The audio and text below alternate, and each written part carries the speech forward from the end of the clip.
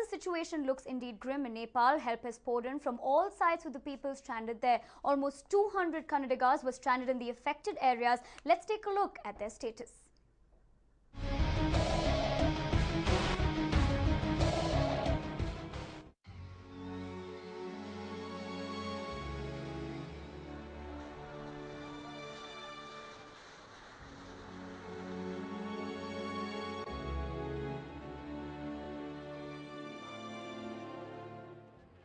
With yet another aftershock measuring a magnitude of 6.7 on the Richter scale, the state government is doing everything it can to bring the people of Karnataka back home. 140 Kannadigas reached Delhi early morning.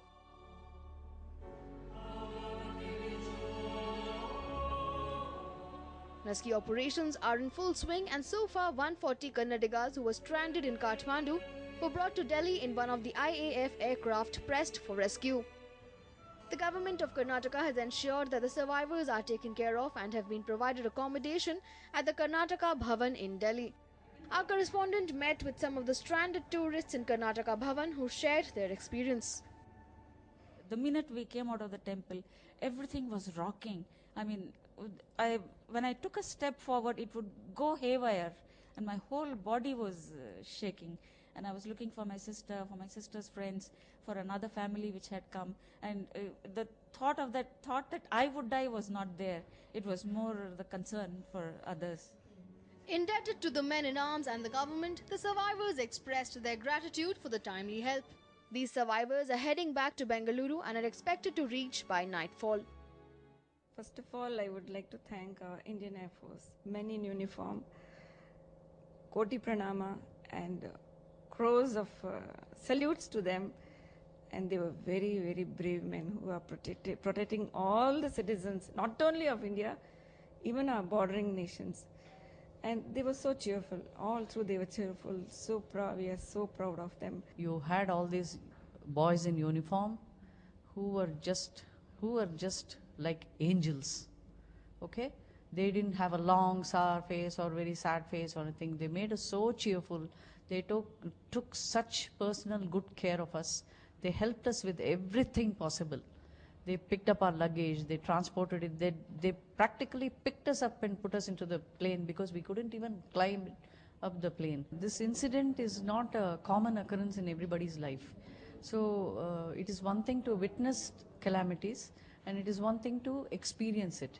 So when you experience it, it really touches your inner nature. While many rejoiced on being back on solid ground, reports came in that 90 other Kannadigas were left without any transportation in Nepal. Our correspondent also got in touch with one lucky Kannadiga family who managed to escape the disaster and reach Bengaluru safely. Now, the earthquake that took place in Nepal has claimed thousands of lives, but many people have also escaped. We have with us one such individual who, along with his family members, actually managed to escape within 24 hours and have landed right here in Bengaluru. We have with us Santosh right here. Santosh, thank you very much for speaking to us. First of all, Santosh, can you tell us what really happened in Nepal and where were you? I was actually in a motel just having a cup of coffee and some snacks, and when there was an earthquake, we didn't even realize that it was an earthquake. So once we realized, we started running out. We didn't know what to do. It was a big hotel, and we tried to go below the tables, but when we realized that this wouldn't work, then again we rushed out towards the lawn which was there in front of the hotel, and then we saw the buildings cracking and some of the other buildings shuttering down. So it was I couldn't call it as an experience. Also, it was like, for me itself, it was a kind of surprise that what exactly was happening. I couldn't recall till now at that point of time because it was so instant. Right. And finally, what really happened? How did you manage to get out of Nepal and reach India? This was the best part. We tried contacting the Indian embassy, and they asked us to rush towards the airport because there were some defense planes which has landed, and there are defense officials, Air Force officials who were taking care of this. So we went there, we approached some of the, there were other people, there were a lot of other people, Indians, who were waiting in that particular same queue. And we did approach the defense officials, Air Force officials, and believe me, they guided us very rightly, I would say like a father who would guide a child. Sadly, just when the affected countries were piecing things together, another set of tremors sent them running for cover. The aftershocks forced the Kathmandu airport to be shut down. Later, it was reopened. C-17 with 225 Indians arrives in Delhi.